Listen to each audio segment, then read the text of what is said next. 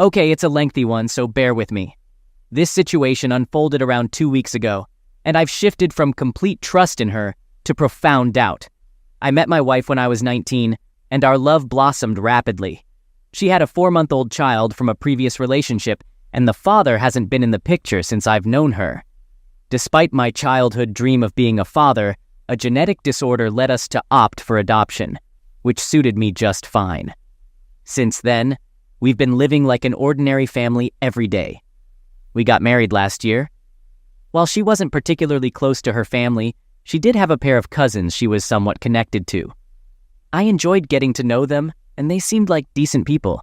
She mentioned that one of them, let's call him Max, tried to kiss her when they were 12 and 13, but she brushed it off as him being a foolish kid. We see him every Christmas, and he appears to be a normal guy. I liked him because compared to her other family members who are quite formal, he's down to earth. Recently, they've reconnected and attended a few family functions. Since we share one car and I needed it for work, he picked her up for these occasions. Nothing seemed unusual about it. After all, they are cousins. Her behavior didn't exhibit any obvious changes. However, randomly, one night as I was watching TV, she came in and commented on my friendship with a female colleague from work. We're an open couple, typically unfazed by such things. For instance, she might remark on an attractive guy and make some sort of lewd remark, and I'd think nothing of telling her this woman was the new hire in the office. She didn't accuse me of cheating, but it felt like she was on the verge of it, which was a first. I bring this up because I've read that cheaters sometimes project accusations onto their partners. These family outings were legitimate. The entire family shares pictures of them on Facebook, and my wife sends photos from the events. There were 2 of these gatherings, and each time my wife came home, she seemed robotic. Our intimate life appeared normal, if not quieter than usual, but due to her depression, she occasionally becomes distant. When I asked if she was doing all right, she attributed it to her mood fluctuations. 2 weeks ago, she left for work, and since it was my day off, I puttered around the house, dropped our son off at school, and came home to check my email. On Facebook, I noticed a message from her cousin. We had recently discussed going to see a farm team baseball game, so I assumed he was getting back to me. The message read, "I'd like to see you on your knees." I was confused until I realized my wife was still signed in, and he was addressing her. I wanted to confront him. I immediately rushed to read through their chat log, discovering his inappropriate advances, despite her repeated statements like, "But I'm married," and "No, I'm married." These refusals seemed hesitant, as if she were saying no out of obligation rather than desire. I was disgusted and utterly shocked. However, since none of them mention anything happening yet, and she is denying him albeit kindly, I can't exactly say she's cheating. When she got home and our son was put to bed, I confronted her about the situation. She instantly broke down into hysterics and tears, saying things like, "I didn't do anything. I didn't know how to tell you. I was just hoping he stopped." Both of us have suffered childhood ravistation from family friends, attended years of therapy for it, and for that reason, we have very good communication skills regarding comfort, boundaries, and expressing ourselves about unwanted advances. I love her, and I wanted to believe her, but the way she didn't tell me and acted seemingly normal leads me to believe something else was going on. I told her I believed her and asked if I could message him to tell him to back off and express my disgust, or if she preferred to handle it herself.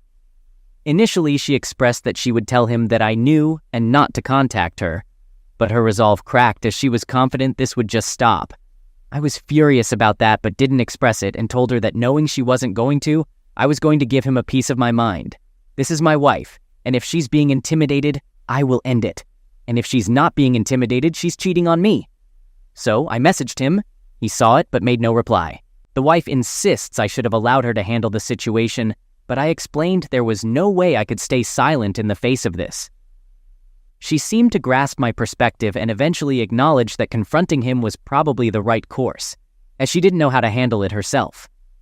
Everything appeared to return to normal, but 3 days later, I come home to find her in tears. When I inquire about the cause, she says, "It's Max. You should have let me handle it. I messaged him yesterday, and he won't talk to me." We revisited the conversation about my refusal to passively endure someone intimidating my wife. During the discussion, she gave me a look, brief but telling. leaving me with the impression that she didn't perceive it as pastoring. We concluded the conversation, agreeing that I had handled it the way any man would.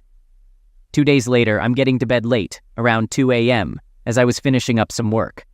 I overhear her on the phone with someone laughing. This is unusual. She claimed it was her mom discussing something related to our kid's birthday, but I doubted the explanation. At this point, I've decided to play ignorant to observe the situation from a more comfortable vantage point. The next day, she's crying again, and I've reached my limit. She's been emotionally unstable for 2 weeks now. When I inquire if it's about Max again, she reveals that she tried to call and apologize for not handling the situation herself, but he still isn't talking to her. I admit it, I snapped. I told her that either he was abusing her or she was cheating on me, and I caught them. I'll be on the couch tonight, obviously.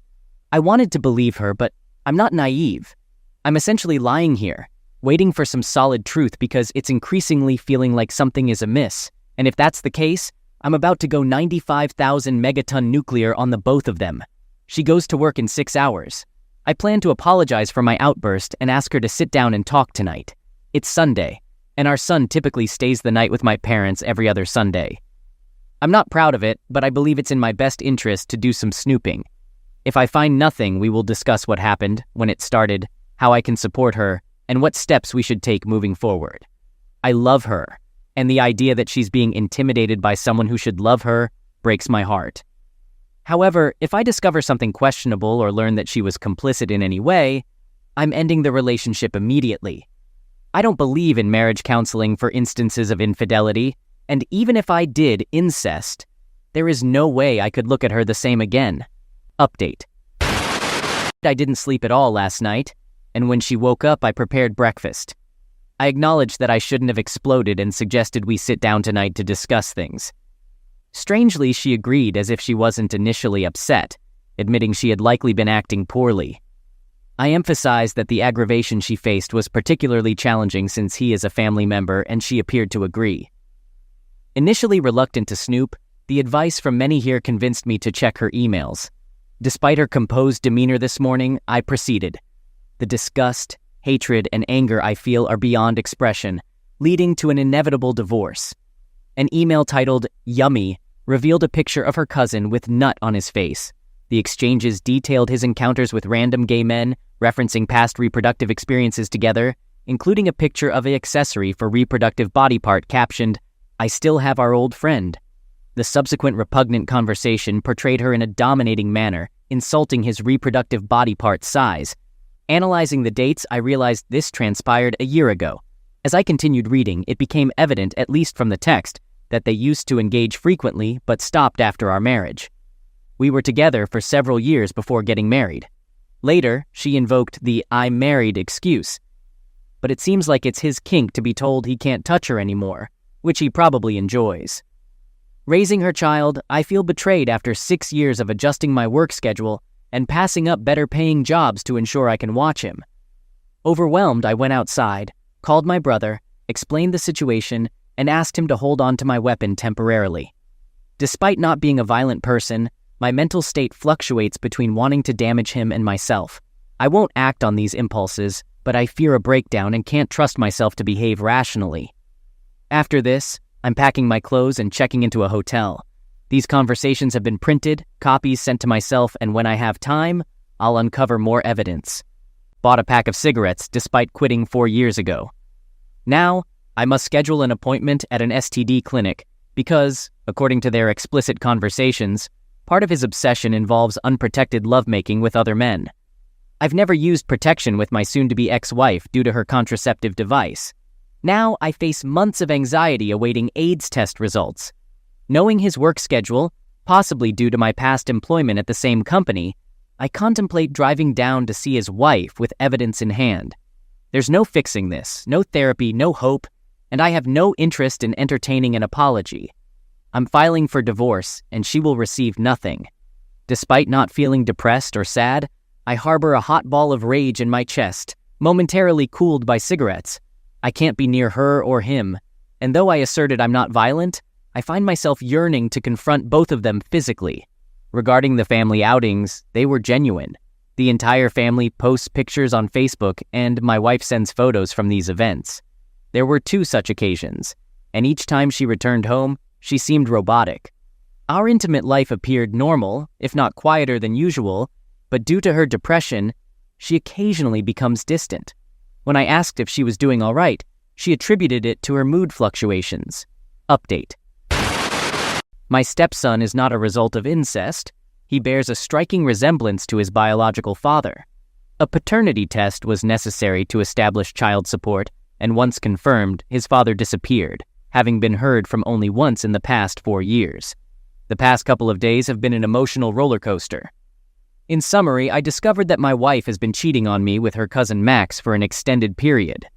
Given the duration, it might as well be considered her cheating on Max with me. I consulted a lawyer initially, and then went directly to Max's home to speak with his wife. Understandably, she was heartbroken and disgusted by the incest revelation. During our conversation, I also informed her that Max was bragging to my wife about engaging in unprotected encounters with random internet men, sharing explicit photos with nut on his face. Despite my advice against it, she insisted on seeing the pictures and was deeply affected. Max, identifying as buyer productive, frequently engaged with random guys. His wife believed he hadn't done this in well over a year, allowing him occasional outings to get it out of his system. Afterward, I stayed the night in a hotel, where I spoke with my mother, brother, and father. My mother-in-law left numerous voicemails, begging me to discuss the situation. Ignoring them, I received multiple calls from my wife, which I chose not to answer. Presuming she knew about my documentation efforts, she refrained from sending texts, a strategy I would employ in her position. Eventually, I called her and kept it brief, stating we would talk the next day. Upon returning home, my wife was emotionally distraught, attempting to hug me, but I declared it over. She vehemently denied any infidelity, suggesting I misinterpreted things, blaming Max's wife for spreading rumors due to their mutual hatred. At this point, I realized my wife thought I had learned about the affair from someone else, unaware of my independent discovery. I then presented the evidence, papers containing explicit photos of Max titled Yummy, and a picture of a large accessory for reproductive body part labeled Our Old Friend. The documents revealed her engaging in a dominatrix role, instructing him in a power play scenario. She even asked him to send pictures after encounters, which was stomach-churning. Despite my openness to kinky activities, she shifted from sadness to explosive anger and complete hysterics when realizing I had discovered the affair and informed Max's wife. Her outburst included statements like, "You should have talked to me first," and "She's telling everyone, this will ruin me." I exploded, reminding her that I had read a year's worth of texts and emails, and she never once asked him to stop. I called her a degenerate, expressed concern about potential AIDS exposure, and despite her crying, declared our impending divorce. Subsequently, I called her father, urging him to come to my house as she shouldn't be alone in that state. I returned to my hotel room and saw that Max's wife had been texting me. She had done some intense digging on her own and found discussions about reproductive encounters they had from 2010 on freaking MySpace. She told me early on in our relationship that he once tried to kiss her at 13, while they were actually freaking at 16 or 15 or during a time where MySpace was still widely being used. I'll admit it, this seeing it went on that far back was finally what broke me. I'm not big on emotional displays, but I broke down crying in front of his wife. She cried too. When that was over, I took her to the lawyer I'm seeing, and now one of his partners will be handling her divorce. Through all this, Max has been panicking and crying, trying to find out where his wife is trying to talk to me. Still, after all this evidence, trying to ensure this is all some big misunderstanding. It turns out that Max and ex-wife live in a house owned by Max's parents, and they have come down hard against their son, telling him he cannot stay there anymore, and apologizing to their dill and saying she's welcome to stay with their grandchild in that house for as long as she wants. He's basically disowned. Max's father even got it in his head somehow that Max was ravishing my wife as a child, and that is why she is doing what she is doing today. She is his favorite niece, basically a second daughter, so Max in effect is on the lam because his old man wants him dead. My father, unprompted and wanting to help me, assured me he'd pay my hotel for the week. Today I told my boss point blank, no filter, exactly what's happened, and that I'm taking 2 weeks to sort my life out. He remarked about how poopty his divorce was and told me to take whatever time I needed bottle-fed and that he'll just tell everyone on the floor I've got a sick parent or something, which was sweet of him. Lying down in my hotel room, now missing a stepson I'll probably never see again.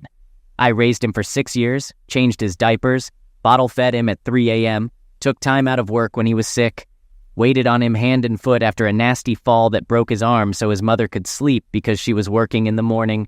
The rest of this world could burn away to freaking ash, and I wouldn't blink or care, but the thought of never seeing him again rips away at me like nothing else. I need therapy. Gonna take a heck of a lot of talking to get through this. I'm not a self-destruction risk, so no worries there. I'm an atheist, so this is the only life I got. If I end it, that's it, LOL. Talking to my lawyer on the phone later, and we'll be meeting up with Max's SO again, because apparently there's more I don't know. Got a doctor's appointment tomorrow, and then 6 darn months of waiting for results. Update. Today is the day we've chosen to inform my son about the unfolding changes. It's not a conversation either of us looks forward to, but it's inevitable. Last night, I had a phone conversation with my soon-to-be ex, STBX, and her tone surprised me. Initially accepting of the divorce, she didn't resist. During the call, she teared up, attempting to explain her relationship with her cousin and insisting that during the years we were together, it was only random dirty texts and nothing physical occurred. I sense a storm approaching because now she insists on having my car. She argues that since I work 20 minutes from our current residence and she works an hour away, it's necessary. Considering this old rust bucket has only 2 good years left, I'm contemplating giving it up and getting a new car, as I'll need one anyway. However, I fear that acquiescing to this now might set a precedent for my entire life. Through this, I've realized I don't feel like leaving my apartment. Knowing she's moving in with her folks, I might wait until she's gone, likely in a week according to Facebook, and then discuss the situation with my landlord. Due to COVID, he's had trouble filling some units, so he might welcome me sticking around. I had breakfast with my dad. While he approached the topic lightly, he essentially advised against writing anything that would obligate me to stay in my stepson's life. Despite not dismissing my stepson, he always makes time for him and spoils him on holidays, birthdays, and with random toys. He's a proud grandpop. His reasoning is to wait and see how my STBX behaves and if it aligns with what I want in my life. He reminded me that I passed on the opportunity to go to school to become a family man, and the family wouldn't hold it against me if I chose not to be a father anymore. They love my son, but they don't want to see me fall on my sword by tying myself to that crazy family for life. More or less, they'll support me no matter what I decide. Maybe consulting my therapist in 3 weeks will change my perspective, but currently I'm adamant about remaining a father. Afterwards, I took Sherry to meet with Max. I didn't accompany her, as it might lead to trouble. Instead, I hung out in the Sonic drive-thru, listening to music, buying drinks a couple of times to justify my presence, and waiting for her to text me to be picked up. When it was over, she was somewhat worse off. Max blamed my STBX for the fact that things didn't end years ago, claiming the guys he alleged to have crazy hookups with were part of a fabricated dirty story with my STBX. If he's telling the truth, it was just the one guy, his boyfriend, and he made up the rest as part of this dirty story. It sounds questionable, but for some reason it seems true to me. Sherry was devastated, mostly because he appeared sleep-deprived, didn't acknowledge his daughter, and hadn't said anything about her until she brought up the subject. She was visibly upset, and I brought her home. However, she did well at keeping it together for the baby. Not wanting to leave her in that state, I stayed and helped prepare dinner. I showed her how to make improvised garlic bread and pasta. I learned that she sings a French language song to her daughter, and I was a little smitten with that. However, I also noticed that Sherry has some of my son's hand-me-down baby furniture, which truly highlighted how messed up this situation is. When I left, we shared a prolonged parting hug, no words. I received a kiss on the cheek, and I kind of rode that high for the rest of the night. The enormity of my life right now is challenging to grasp. I didn't think it was possible to be filled with such hate and anger while also feeling that fluffy. Update. It's been almost 3 weeks since my D-Day, and over a month since my life took a drastic turn. I haven't delved into the state of my marriage in previous posts, but for today's therapeutic typing session, I'll touch on it briefly. If this is your first time reading my posts, the TLDR is as follows. I accidentally discovered on Facebook that my soon-to-be ex-wife was involved in a reproductive affair with her cousin, Max. I informed Max's wife about the situation, leading her to expose our partners. Throughout this, Max's wife and I started casually dating due to discovering a mutual attraction. I filed for divorce yesterday, heading to the courthouse to speak with the bailiff or sheriff on the other side of the counter and complete the necessary paperwork. My STBX and I, aiming for a quick resolution, decided against involving lawyers and agreed on the division of assets without the need for mediation. We attempted to serve her at the courthouse immediately after I submitted the paperwork, aiming to avoid law enforcement serving her at her home or workplace. I'm usually level-headed, and surprisingly, my STBX, who is not typically calm, is equally eager to conclude this chapter. However, it turns out she can't be served the way we planned, leading me to drive her home to her folks. Despite all this, I inquired about how things were going. Her facade crumbled a bit, and through tears, she admitted she's doing fine with me gone. She only feels bad when my stepson asks for me or expresses sadness about my absence. She confessed that she's been unhappy in our marriage since before we got married. It wasn't resentment or hatred. She just fell out of love with me. Our bed life, while both of us are active and reproductive, lost its synchronicity a while ago. We both knew it, and we had several conversations in our marriage about it. I like to pursue, hate to be chased. She loves to pursue, hates to be chased. Something was bound to break, and we had several talks about this. For a while, we switched roles so we could both get what we wanted, but it eventually turned into me sacrificing my reproductive desires to only have lovemaking in the ways she wanted. Some things she wanted me to do, I never liked and never improved at, and seemingly out of spite, she rejected the things I excelled at. Meanwhile, she rarely, if ever, fulfilled my requests as time went on. In the middle of our relationship, we had a female live-in roommate with whom we shared mutual attraction. Under strict guidelines and rules, she became someone we frequently engaged with, providing a temporary fix. Despite our reproductive issues, the STBX and I were a good team, excelling in financial communication and parenting, always presenting a united front. We enjoyed the same movies, both being artistically inclined. I'm a writer, and she's an illustrator. We had a myriad of commonalities that made us best friends and a great team. But the reproductive problems persisted. While the third person was in the relationship, that tension disappeared, and we worked seamlessly together as our frustrations and needs were met by a third party. Eventually, this third woman moved out, ending things on good terms, primarily because she wanted a boyfriend, and no guy would go in for a setup like that. Around this period, Max and Sherry moved into Max's parents' second home. They had been residing in Sherry's home state for a few years until he lost his job. According to the STBX, Max re-established contact with her during this time.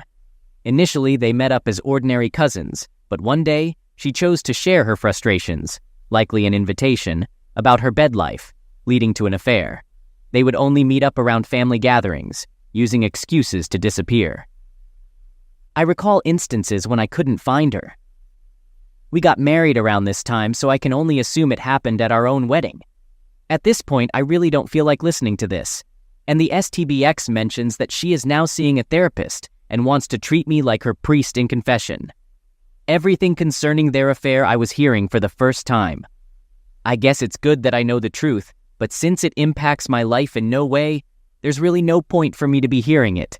She also tells me that the out-of-state aunt who died, and she cried for a week over, was actually her crying after Sherry called her to happily inform her she was pregnant. That means at one point, I was actively holding my wife and comforting her as she cried over another man. I feel more betrayed now than when I discovered the texts. This revelation follows a weekend where I got to spend 2 whole days alone with my stepson. I had such a good time, and he did too, as it's the longest time we've been together since D-Day. He's 6 and likes Minecraft, so I got a console version for split-screen play. He mentioned missing me but loves seeing his grandparents every day. They spoil him. So, after this great weekend of video games and playing catch, typical dad stuff, I'm really positive about staying a dad until she drops all this new info on me. I've got to be real. I'm finding the whole idea of having to be around this woman for the rest of my life, voluntarily, something I'm not sure I'm going to be able to do. As a parent, I should be able to get over my own issues and keep a level head for the sake of the child, but given the circumstances, throwing in the towel becomes a more and more attractive idea. That, more than losing my wife, more than the betrayal, breaks my heart. I'm going to see him again Friday night, and going to see if I can still fight through this. On the Sherry front, I'll keep it brief as this is already way too long. Max stopped calling or taking calls from her 4 days ago, and it turns out he's moved in with his boyfriend. He has a boyfriend. She's going to file for divorce before the week is over and consider her next move. Her brother arrives in 2 days to talk with her and stay for the week. With Max's parents' permission, we've changed the locks on the house because, as rumor has it, Max has been using what? I don't know. But all the same, better to be safe. I installed a new chain and a deadbolt. He's never been known to be violent, but he's never been known to vanish for days on end, with the rumor being he's into medications now. When it comes to my relationship with Sherry, we are quietly pursuing a romantic relationship. We're both equally aware that we could just be dealing with our trauma, and these feelings might not be 100% real or lasting. But if I can be allowed to be vain for a moment, it's the best lovemaking I've had in my life.